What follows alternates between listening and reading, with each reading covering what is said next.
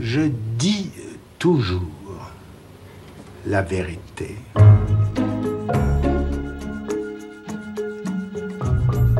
Comment était-ce avant que fût repéré l'inconscient? Ben, c'était pareil.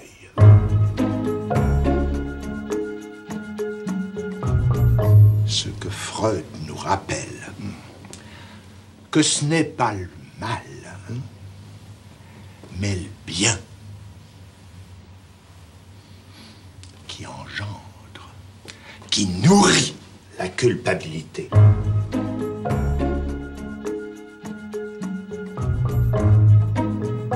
Est-ce que vous connaissez Lacan, que beaucoup dont je suis considèrent comme le plus grand psychanalyste depuis Freud? Moi, en tout cas, c'est ici, à Venise, au début des années 70, que j'ai compris pour la première fois qui il était. Mon frère aîné, Jacques Alain, devenu à 20 ans le plus fidèle de ses élèves, ayant épousé en 1966 sa fille Judith, nous étions partis en vacances avec Lacan en famille.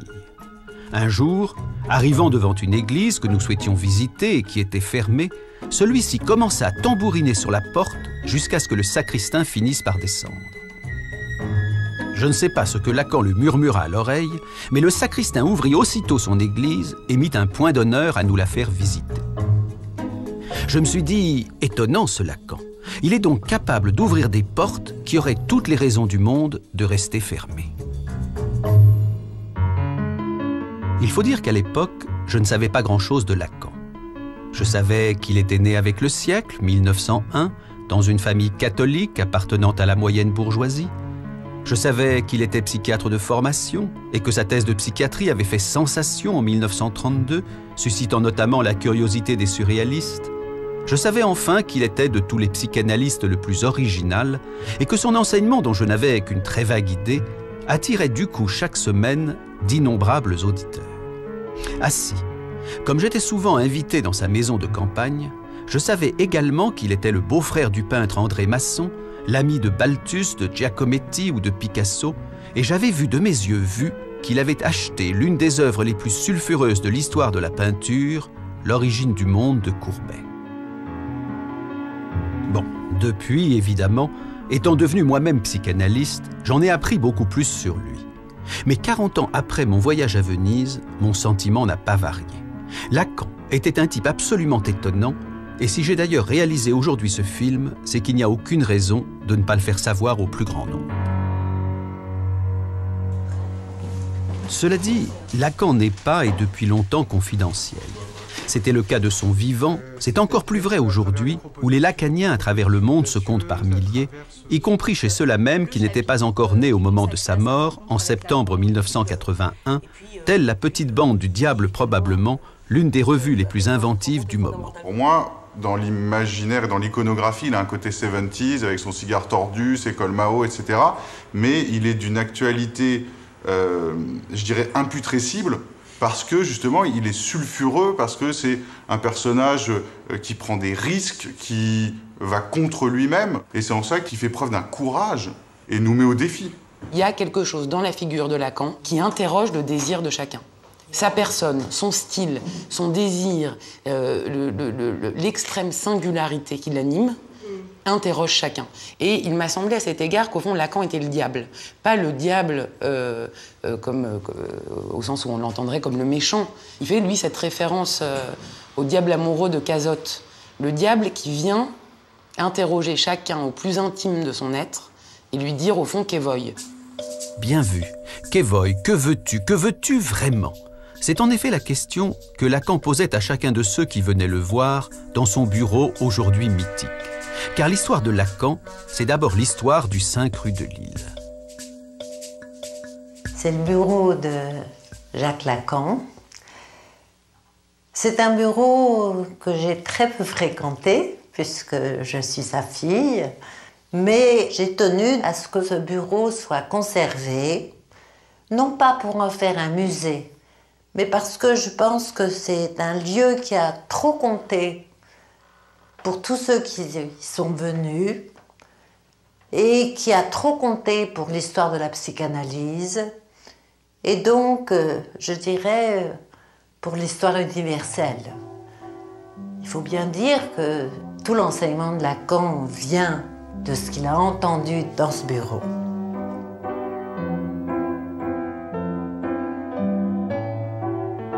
Juste après la guerre, on vivait tous ici. Ma sœur dormait sur le divan parce qu'on était très nombreux dans la maison. L'appartement a 117 mètres carrés. Il y avait nous quatre, ma mère, mon père, Laurence et moi. Et puis, les maçons étaient là aussi. Ils sont rentrés d'Amérique et pendant quelques temps, donc, Laurence devait dormir sur ce divan qu'elle dégageait quand elle allait à l'école, et peut-être un peu plus tôt, parce que mon père commençait très tôt. À 7 h du matin, jusqu'à pas d'heure, avec Gloria, dont mon père considérait qu'elle faisait partie de sa pratique.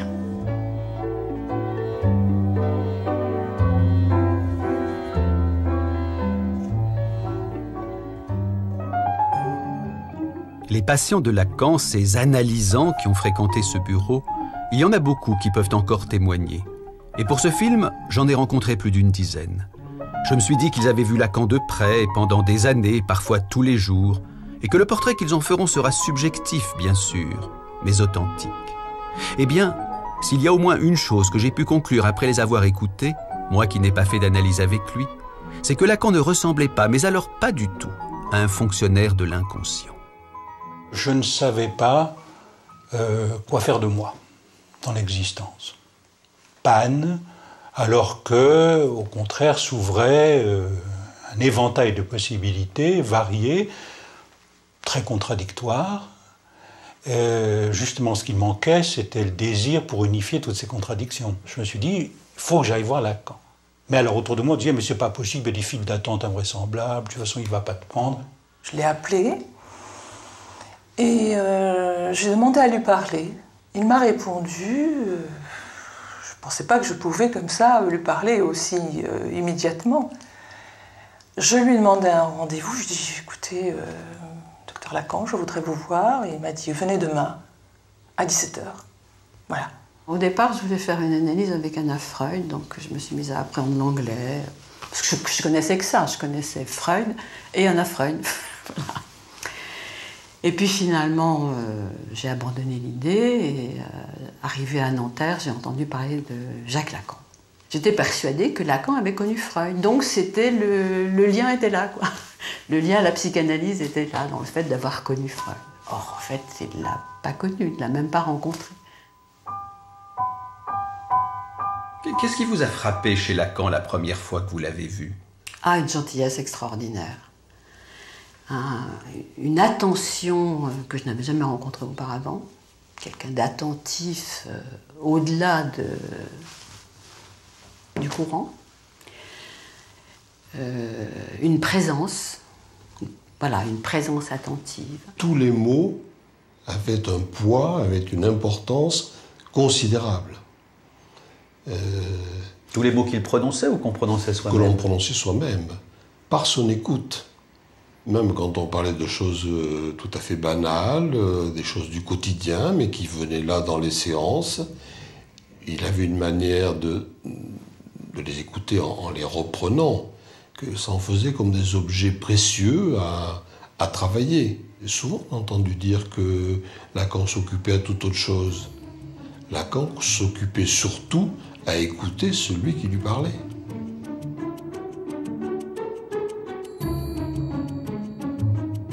Lacan savait les mots qui avaient compté pour quelqu'un et il savait les utiliser à bon escient. Ça faisait mouche.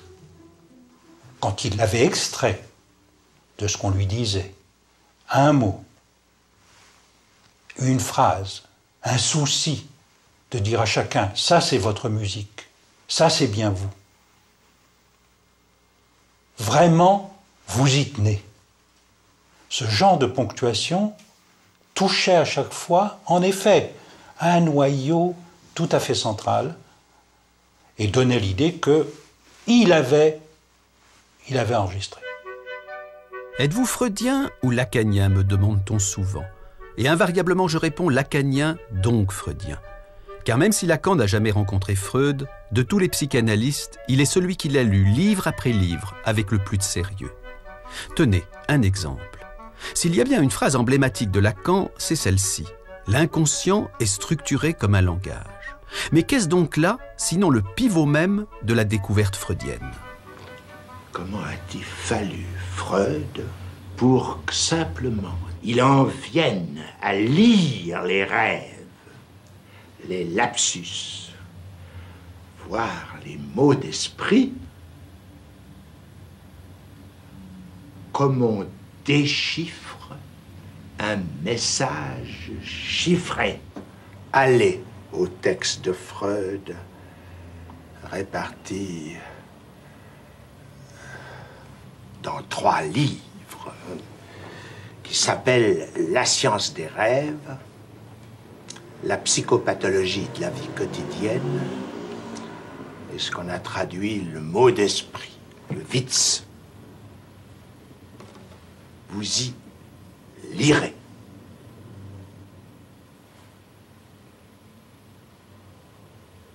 Qu'il ne s'agit de rien d'autre que d'un déchiffrage. Enrichissant et prolongeant la théorie freudienne, sans jamais chercher à la dépasser, Lacan savait aussi en parler d'une façon très concrète à ses patients. À vous, à la première séance, qu'est-ce qu'il vous a dit de la psychanalyse? Il me dit, écoutez, on finit toujours par devenir un personnage de sa propre histoire. La psychanalyse, simplement, permet d'accélérer les choses. Vous obtenez des effets de style qui peuvent être intéressants.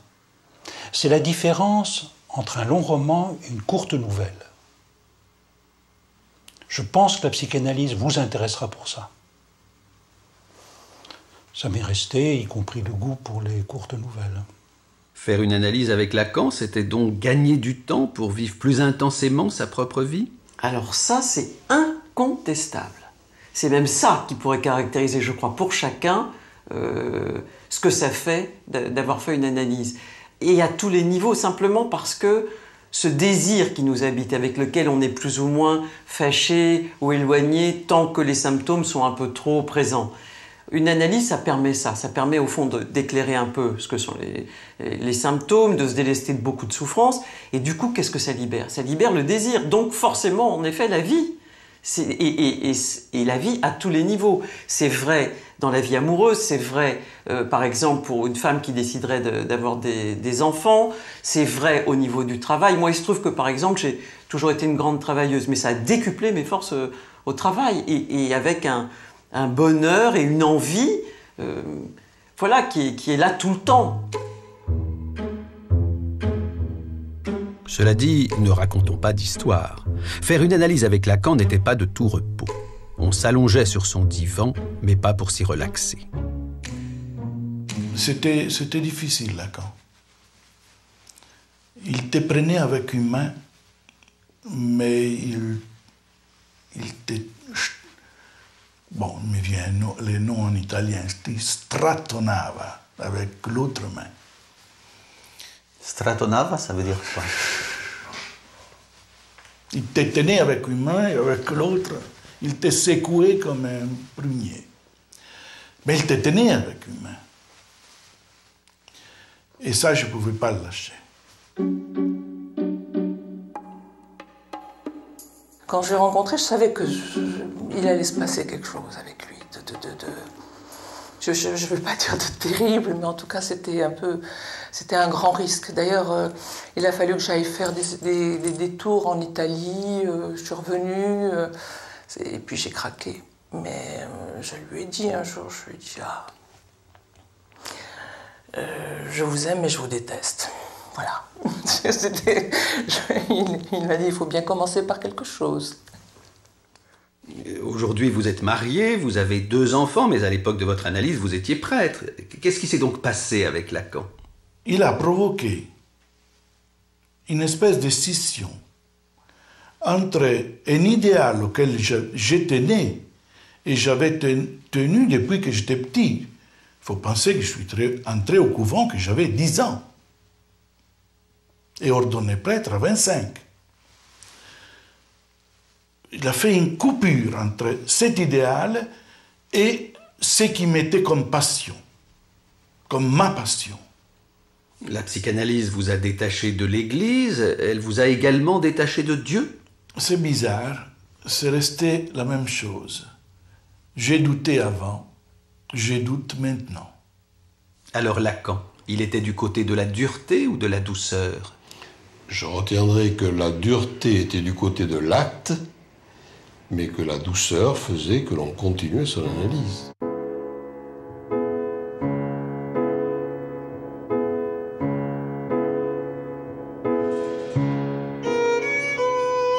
Un jour où je voulais interrompre ma propre analyse, j'ai interrogé Lacan. Pourquoi est-ce donc si dur de tirer au clair son inconscient? Ce que j'ai retenu de sa réponse, je le résumerai ainsi. La vérité est toujours incommode à supporter, et il se peut que la psychanalyse finisse par nous apprendre sur nous-mêmes ce que nous préférerions ignorer. Plus nous nous approchons de la vérité dans notre histoire, plus nous avons envie de lui tourner le dos. C'est pour cela, m'expliqua-t-il, qu'il avait toujours découragé ceux qui venaient à lui simplement pour mieux se connaître. Cela ne suffit pas. Il faut que quelque chose cloche, et handicape, et intrigue pour tenir la rampe au fil des séances. Il faut aspirer à ce que change dans son existence quelque chose de crucial. C'est pour cela aussi que Lacan ne jouait pas au bon apôtre. Mais c'est aussi parce qu'il était du côté de la vérité, et pas des simagrées de la bienveillance, qu'il savait faire preuve d'une humanité qui n'était pas de façade. Je viens d'Allemagne, je suis né en 1938, donc j'ai vécu les années de la guerre avec toutes les horreurs, les angoisses, l'après-guerre, la faim, les mensonges. J'ai toujours voulu partir d'Allemagne à cause de ça. Et dès le début, une des premières séances aussi, j'ai demandé à Lacan, est-ce que je peux guérir de cette souffrance-là? Et en le disant, j'ai compris non, que j'avais eu comme ça une idée, comme cette douleur-là, que je pourrais me l'arracher grâce à l'analyse. Non, il avait une manière de, je sais pas, de me regarder sur moi, qui m'a fait saisir, non, ça, il faudra faire avec toute la vie. Un jour, dans une séance, je parle à Lacan d'un rêve que j'ai fait. Un rêve, et je lui dis, je me réveille tous les matins à 5 heures. Et j'ajoute, c'est à 5 heures que la Gestapo est venue chercher les Juifs dans leur maison. À ce moment, Lacan se lève comme une flèche de son fauteuil, vient vers moi et me fait une caresse extrêmement douce sur la joue. J'ai compris, Gestapo, la geste. Il avait transformé la Gestapo en un Gestapo. Un geste tendre, il faut le dire. Un geste extrêmement tendre. Et cette surprise-là, ça n'a pas diminué la douleur, mais ça en a fait autre chose. La preuve, maintenant, 40 ans après, je le raconte encore, ce geste, je l'ai encore sur la joue. C'est un geste aussi qui un appel à l'humanité, quelque chose comme ça. Il avait une façon d'attraper le symptôme et de l'interpréter qui faisait que, immédiatement, pour ceux qui entendaient, c'était comme un mot d'esprit, c'était comme un Witz. Et en tout cas, c'était vivant.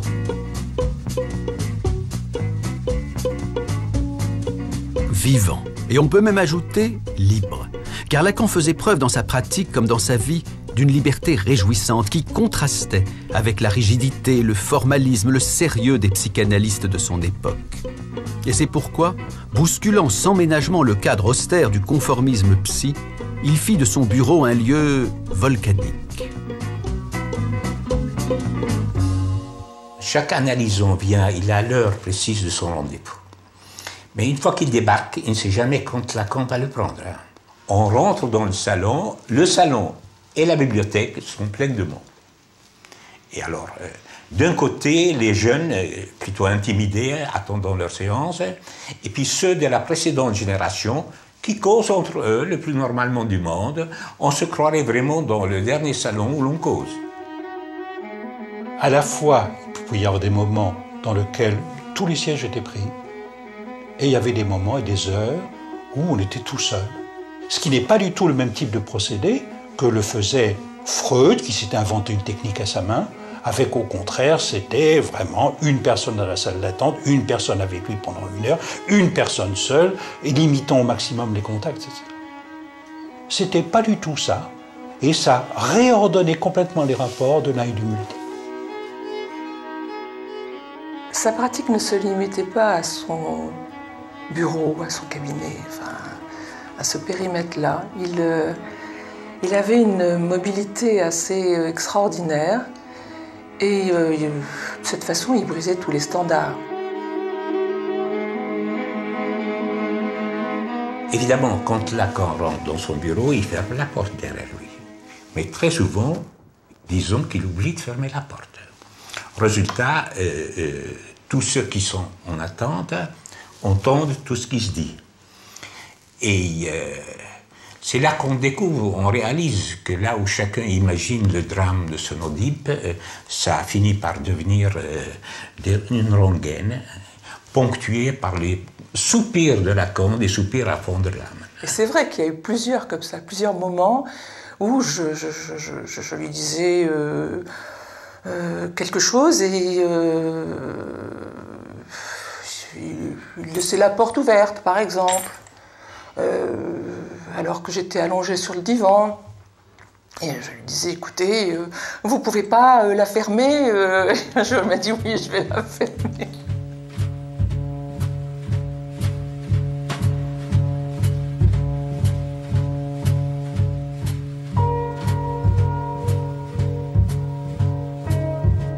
Il y a certainement un maniement de l'espace, disons, du privé et du public, qui faisait tout de même que chez Lacan se brouillait l'espace privé, l'espace public. En même temps, il y avait le sentiment, il y avait une zone de très grande intimité, réservée, préservée. Il y a des choses que je n'ai jamais sues chez les gens que je croisais plusieurs fois par semaine chez Lacan. Et d'un autre côté, tout un espace où privé-public, des interpellations, des choses se déroulaient sur une scène, disons sur la scène du monde. Par exemple, ton père laissait le téléphone sonner dans son bureau? C'était le contact, je crois, avec le monde extérieur, qui n'était jamais interrompu, aussi attentif qu'ait pu être mon père en tant qu'analyste à chacun. Le monde existait encore.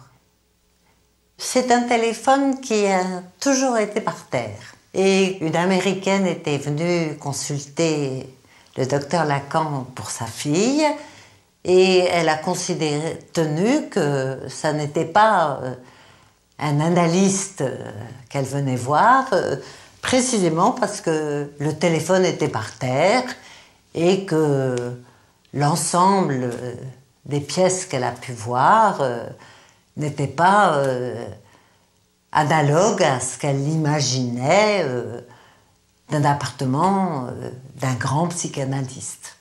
Qu'aurait-elle dit la malheureuse si elle avait su en plus que Lacan interrompait brusquement ses séances sans respecter aucun timing? Les séances à durée variable, ce sont les seules qui peuvent attraper quelque chose d'un instant d'ouverture de l'inconscient. Quand l'analysant dit quelque chose qui n'entend pas ce qu'il dit et que l'analyste coupe là, évidemment, là, ça a un effet beaucoup plus intéressant que s'il s'aperçoit dans la séance de ce qu'il a dit là et qu'il va ensuite prendre tout le temps qui reste dans l'hypothèse d'un effet de séance chronométrée pour s'empresser de recouvrir tout ce qu'il a dit ou lui donner un système explicatif qui lui-même fera que ce qui a surgi à son insu sera totalement recouvert ou effacé. À ces séances beaucoup plus courtes que dans l'orthodoxie freudienne, Lacan ajoutait une autre inconvenance. Il n'avait pas de grille tarifaire et se déterminait au cas par cas. Comment le prix de vos séances a-t-il été fixé? Je lui ai expliqué qu'à l'époque, l'ordre religieux me donner une certaine somme pour un mois. Et il m'a dit, eh bien, vous me donnez cette somme-là chaque séance. Je dois dire que c'était difficile. Au moment de prendre congé, il me demande un prix de séance. Jamais je n'avais eu autant d'argent sur moi. Alors j'étais complètement éberluée. Et il me dit très gentiment, « Oh, mais ça ne veut pas dire que je vous prendrai ce prix-là à chaque fois. » Lorsque je l'ai vu la première fois, il m'a dit, à la fin, donnez-moi telle somme. Une somme à tomber à la renverse. Alors je lui dis, monsieur, je n'ai pas cette somme. Et il m'a dit, eh bien, donnez-moi ce que vous avez. Je lui ai donné ce que j'avais. Je lui ai tout donné, tout ce que j'avais dans mon porte-monnaie. Et quand je suis retournée le voir, je lui ai dit, écoutez, c'est avec vous que je veux faire une analyse. C'est rien à faire, c'est avec vous. Mais voilà, je ne peux pas vous payer ce que vous me demandez. Et là, il ne m'a pas dit, donnez-moi ce que vous avez. Il m'a dit, donnez-moi ce que vous voulez. Il paraît que pendant plus d'1 an, vous avez poursuivi votre analyse avec Lacan sans lui payer un seul centime. Absolument. Et vous aviez l'habitude d'aller avec quelle fréquence chez lui? Au début, j'allais 2 fois, puis c'était tous les jours, sauf le samedi. Et à la fin des séances, il ne vous demandait pas où vous en étiez? Enfin, rien du tout. Comment vous avez compris ça, que Lacan, qui était, raconte-t-on, tellement cher, ait pu... Mais c'était sa réputation, comme quoi Lacan était un homme qui aimait beaucoup l'argent. Et là, l'exemple qui m'est arrivé à moi me prouvait qu'il fonctionnait comme analyste. J'étais là, je faisais mon analyse, il voyait bien que je jouais à quoi que ce soit, ce qui fait qu'il m'a laissé faire. Il a su attendre. Il a su attendre et être patient. Il a donc attendu que vous puissiez gagner votre vie pour le payer. Exact. Chez lui, cette façon dont l'argent ne correspond absolument pas aux valeurs, ou tout au simagré, au rituel petit bourgeois, frappait énormément. Il prenait de l'argent, il le prenait dans votre poche, il allait regarder, qu'est-ce que vous allez me donner aujourd'hui? Oh, vous allez bien me donner un petit quelque chose, et ensuite fouiller dans votre porte-monnaie. Enfin, on ne fait pas ces choses-là. Parce qu'on ne comporte pas comme ça. Ou bien le mettant ensuite dans son tiroir, chez lui, avec des billets qui s'accumulaient, donc visiblement il ne savait pas combien il y en avait. C'était quelqu'un d'autre qui s'en occupait à l'occasion où Gloria venait, prenait ce qu'il y avait dedans. C'était d'autres qui s'en faisaient. Pour lui, l'intérêt majeur, c'est celui de la psychanalyse. Et d'intéresser chacun de ceux qui venaient le voir à une dimension d'un intérêt au-delà de ce qui étaient ses intérêts évidents. Patients innombrables, attentes interminables, séances courtes, prix exorbitants, toute une mythologie se constitua progressivement autour de Lacan, qui devint à la fin des années 50 l'image même de l'hérétique. Mais en fait, chez Lacan, le non-conformisme était depuis les années 30 une seconde nature. Quand jeune psychiatre, il étudia le cas de cette patiente surnommée Aimée, en prenant à contre-pied, en subvertissant la psychiatrie officielle. Quand lui, il va publier le cas Aimée, il vient tout à fait en rupture avec ce que font les maîtres qui sont les siens à cette époque-là. Les maîtres de l'époque, ce qu'ils veulent, c'est décrire une symptomatologie à laquelle ils vont attacher leur nom. Et donc, il leur faut en effet un nombre important de cas, comme si, en effet, le nombre venait confirmer. Et Lacan prend le contre-pied tout à fait de ça. Lacan veut montrer qu'avec un cas approfondi, on peut dire beaucoup plus de choses qu'avec ce qui était aussi à l'époque ajouter les cas les uns à la suite des autres, comme c'est aussi aujourd'hui la loi du nombre qui dirait quelque chose des patients. La loi du nombre dit peut-être quelque chose d'une maladie, elle ne dit rien d'un patient, elle ne dit rien d'un sujet. Ce que Lacan a introduit, c'est tout de même la singularité du sujet, le un par un. En s'opposant à la tyrannie du nombre, en refusant de se comporter devant la souffrance comme un médecin, Lacan ne pouvait faire que scandale. Imaginez qu'il disait cette chose incroyable pour un thérapeute, le symptôme est ce que beaucoup de personnes ont de plus réel. Oui, le symptôme, ce qui nous handicape, ce que les autres appellent notre dérèglement, ce dont la médecine se propose de nous débarrasser, et hop, on n'en parle plus. Eh bien si, justement, parlons-en, disait Lacan. Soyons attentifs à ce que raconte le symptôme, non pas pour l'accepter tel quel comme une fatalité, mais pour l'apprivoiser et le transformer. Croyez-moi, un médecin rencontrant Lacan n'en sortait jamais indemne. De rencontrer Lacan et de faire une analyse avec lui, est-ce que ça a fondamentalement changé votre regard de médecin? Oui, parce que je suis devenu incapable de pratiquer la médecine. Incontestablement, l'expérience analytique a contribué à me défaire de cette position de savoir et de maître qui était celle qui me convenait très bien quand j'étais un jeune médecin. Je me souviens très bien d'ailleurs comment on m'a enseigné la médecine. Et on me l'a enseigné très bien.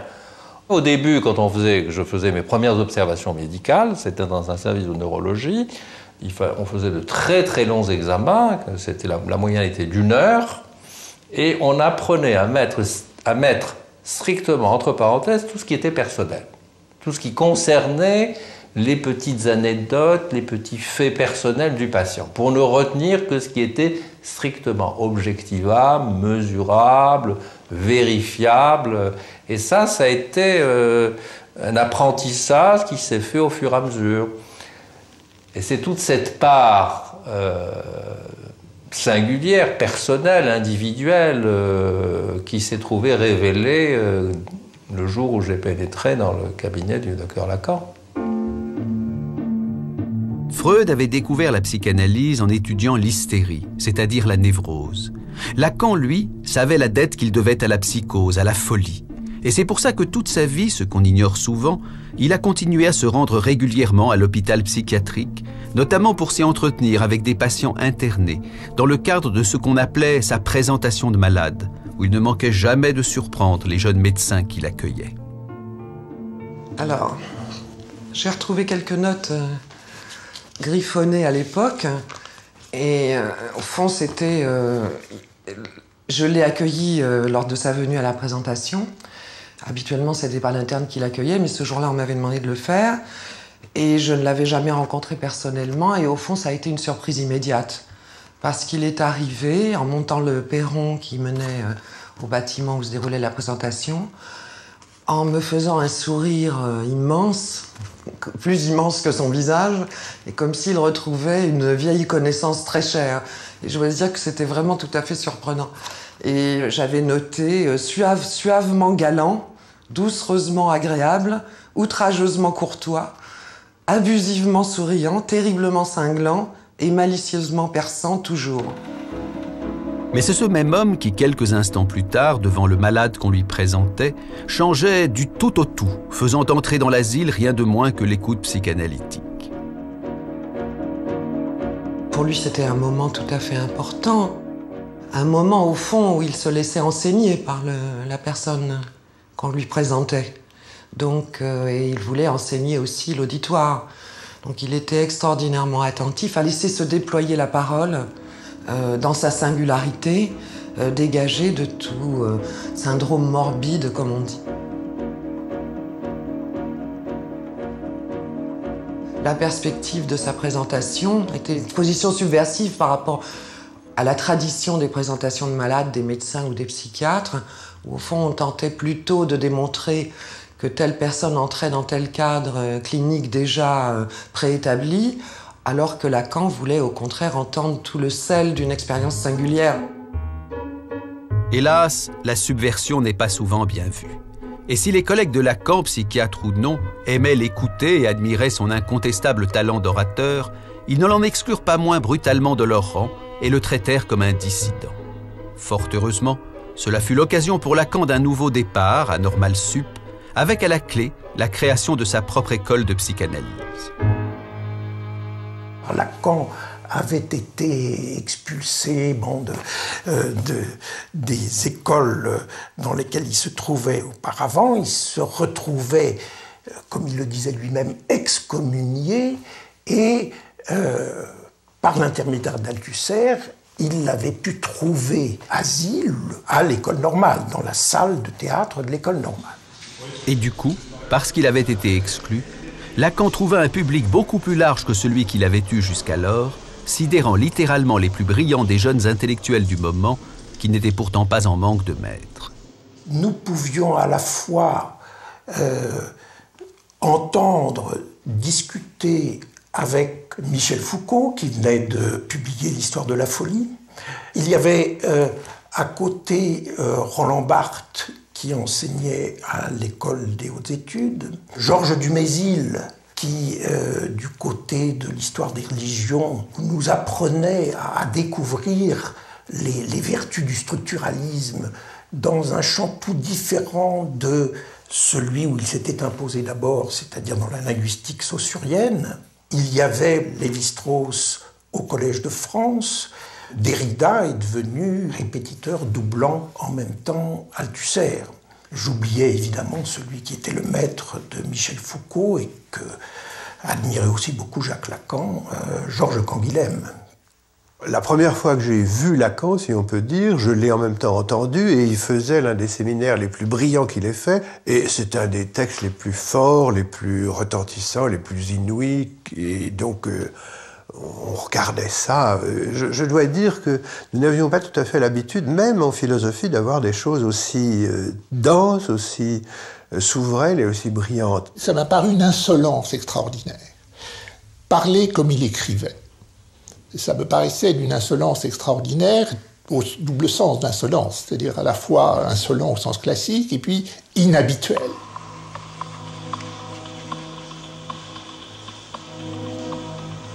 J'attendais d'être surpris, que je ne puisse pas prévoir en quelque sorte la note qui viendrait après. Comme dans, vous savez, dans une pièce de piano ou de musique en général m'intéresse quand je ne peux pas prévoir la note qui vient après. Et là, c'est ce sentiment que j'ai eu très tôt, dès la première conférence, et j'étais traversé d'une sorte de jubilation.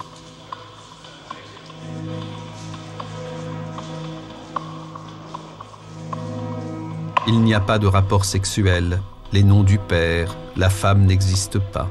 Lacan avait le sens de la formule, et ses auditeurs les notaient comme autant de mots de passe. Mais au final, dans son enseignement, Lacan était clair ou obscur? Ce qu'on appelle les écrivains clairs, généralement, peu importe les exemples, ce sont des écrivains clairs localement. On prend une phrase et c'est clair. Chez Lacan, la clarté est une clarté en réseau, ce qui, du point de vue du lecteur, signifie que c'est une clarté en parcours. Il faut parcourir le réseau, et comme ça n'est pas un seul réseau, mais plusieurs réseaux, tous les parcours ne produisent pas les mêmes lumières. La psychanalyse, dans les mœurs ou dans les idées, on parlait de l'inconscient, de la sexualité, du rêve, un point c'est tout. Lui, c'est quand même quelqu'un qui parlait de tout. Je veux dire, ça allait de Marx à Platon, les philosophes avaient une grande importance, il pouvait faire des grandes leçons sur le théâtre. Comme il connaissait le chinois, il pouvait commenter un texte en chinois écrit au tableau. Ensuite, il y a eu les exercices très difficiles d'algèbre ou de topologie. Et par conséquent, c'était une ampleur de savoir tout à fait extraordinaire. Car c'était aussi ça, Lacan. Un homme qui n'était pas prisonnier du milieu auquel il appartenait et qui s'imprégnait dans son œuvre de bien d'autres discours que le discours analytique, tirant parti des ramifications nombreuses sur lesquelles il pouvait s'appuyer. Amitié avec Maurice Merleau-Ponty ou Martin Heidegger, photographié ici à Guitrancourt, où Lacan se rendait tous les week-ends. Amitié avec Michel Leiris ou Jean-Paul Sartre, dont on vient seulement d'apprendre aujourd'hui que, souffrant d'hallucinations, il avait consulté Lacan avant de tenter plus tard d'être analysé par lui. Amitié aussi avec les artistes, à commencer par les acteurs de théâtre. Il allait au théâtre, il avait fait sur le théâtre un grand nombre de séminaires formidables, ça allait de Sophocle à Claudel, à Genet, etc. Il avait épousé une actrice que nous connaissions bien. J'ai très bien connu Sylvia Bataille, elle venait voir les spectacles. J'ai travaillé avec Chéreau à ce moment-là, elle venait tout voir à Lyon-Villeurbanne. Maman était effectivement actrice de cinéma et elle était absolument adulée par énormément de monde au moment où mon père l'a connu. C'était certainement quelque chose qui apprenait beaucoup de choses à mon père que d'entendre ma mère parler de ce que c'est qu'être acteur. Les années 60 ponctuent un moment crucial dans la vie de Lacan. C'est là que son cours, son séminaire, commencé avec une vingtaine de personnes dans son appartement, prend à Normal Sup toute son ampleur. Désormais, il est clair que tout le monde peut venir écouter ce que Lacan veut transmettre. Cet auditoire était extrêmement bigarré. Se retrouvaient à la fois là des psychiatres, des mathématiciens, des historiens, des sociologues, des philosophes, des économistes, enfin des gens venant d'horizons extrêmement divers que Lacan avait pêchés. Il les avait entraînés dans quelque chose qui était un rendez-vous générationnel, mais d'une génération qui défie la chronologie. On ne savait pas ce qu'on allait trouver ce jour-là quand on venait au cours de Lacan. On ne savait pas ce qu'on allait entendre. Et d'ailleurs, à la sortie, chacun avait entendu des choses extrêmement diverses. Chacun était persuadé d'ailleurs que Lacan lui avait dit quelque chose à lui de particulier dans le séminaire, quelque chose avait vibré, enfin c'était très drôle. Le débriefing du séminaire qui avait lieu au bistrot après permettait de voir que justement Lacan se situait dans un registre de la langue, dans l'équivoque, qui faisait que ça résonnait pour chacun de façon extrêmement particulière.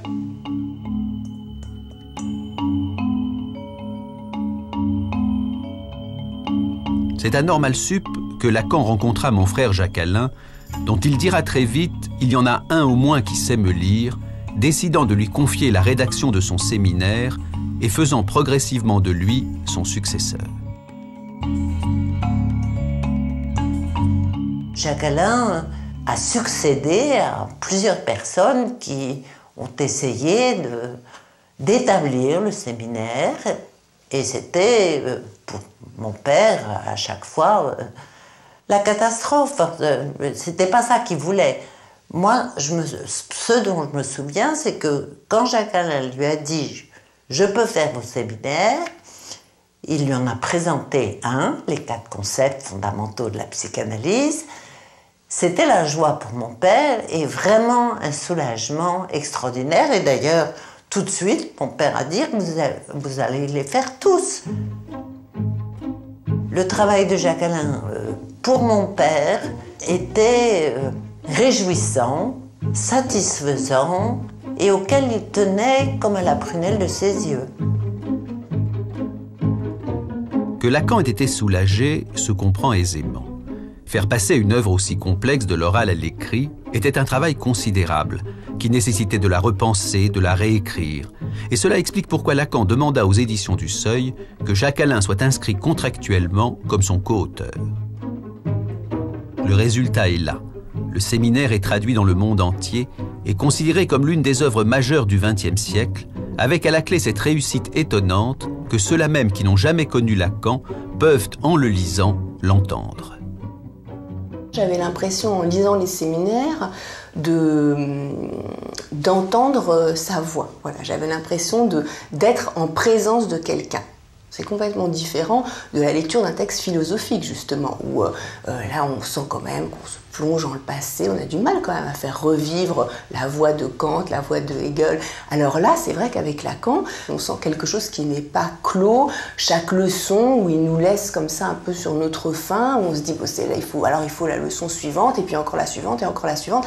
Donc voilà, quelque chose de très vivant qui mettait en mouvement aussi quelque chose en moi. Lire, en fait, le séminaire, c'est pas du tout la même chose que lire un texte théorique, philosophique, ou même un texte théorique psychanalytique.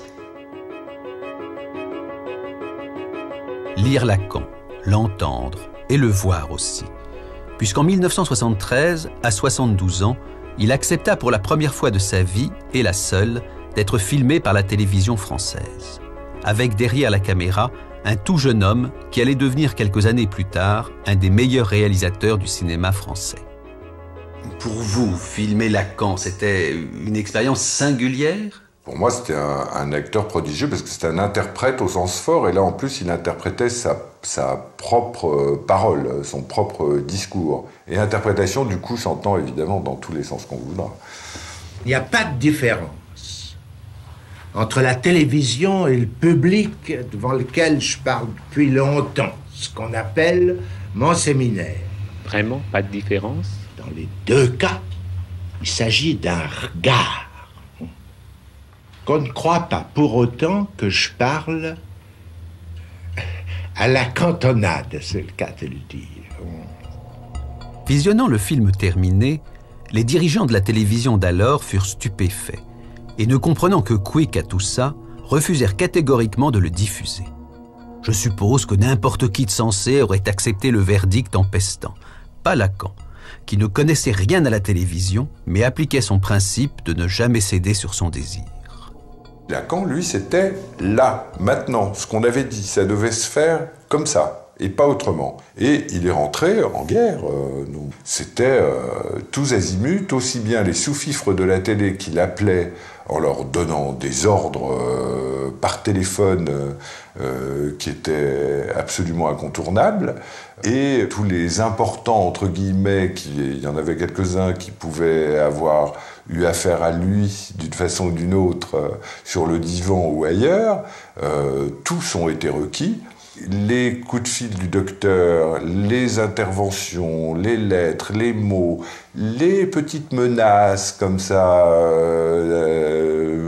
envoyées ici ou là, enfin, ça a fini par produire un effet de rumeur qui s'est précisé de plus en plus, au point que Lacan, lui, a senti que non seulement ça passerait, mais que ça passerait à l'heure la plus improbable pour ces gens-là, et qu'ils l'exigeraient, et que ça marcherait. L'heure la plus improbable, c'était quelle heure, donc 20h30, le samedi soir, 2 samedis soirs de suite, ouais, à 20h30, à l'heure de la plus grande écoute sur la chaîne 1. C'est stupéfiant. Je vous le disais, drôle de type ce Lacan, animé par un désir qui ne le faisait pas tenir en place, comme sur la célèbre photo de Brassailles ou dans l'atelier de Picasso, à côté d'Albert Camus ou de Simone de Beauvoir, il est le seul à bouger. Peu de temps avant sa mort, il dira à ses élèves à Caracas « Soyez lacanien si vous le voulez, moi je suis freudien ». Car tout en donnant naissance à travers le monde au plus important mouvement psychanalytique depuis Freud, il ne s'identifiait pas à lui-même et continuait de se penser décalé et seul. En fait, rien ne dit mieux qui était Lacan que les choix qu'il fit pendant la dernière guerre. Non seulement il hébergea des résistants ou mit un point d'honneur à ne rien publier, mais alors que les nazis occupaient Paris et que Vichy imposait l'étoile jaune, il donna à sa fille un prénom juif, Judith. Il m'a appelée Judith. Je suis née en 1941 et ça a été certainement d'un très grand poids dans ma vie. C'était quand même quelqu'un de très optimiste. Et en tout cas qui a cru à la résistance et qui a résisté.